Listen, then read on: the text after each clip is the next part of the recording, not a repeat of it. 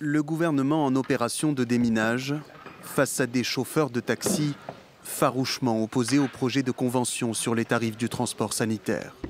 Au ministère des Transports, où les représentants de la profession ont été reçus, le Premier ministre François Bayrou se dit ouvert au dialogue, mais maintient le cap. Nous sommes tombés d'accord pour dire qu'il fallait faire des économies.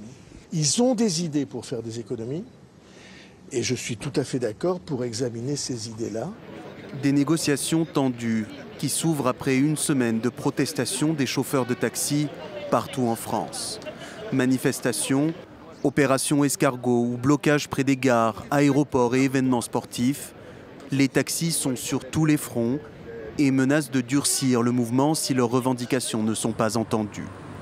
D'abord, l'abandon du projet de convention qui prévoit d'unifier les tarifs du transport de patients au 1er octobre. Objectif pour le gouvernement, limiter l'augmentation des dépenses liées au transport sanitaire qui se sont élevées à près de 7 milliards d'euros en 2024, dont 3 milliards pour les taxis conventionnés. Or, le remboursement des transports de patients sur prescription représente une part très importante des revenus des artisans taxis. Ils pourraient perdre jusqu'à 30% de leur chiffre d'affaires. Le Premier ministre a établi un calendrier de travail. Il n'a mis aucun tabou, que ce soit pour la convention, c'est-à-dire qu'il a dit que tous les points bloquants pourront être repris.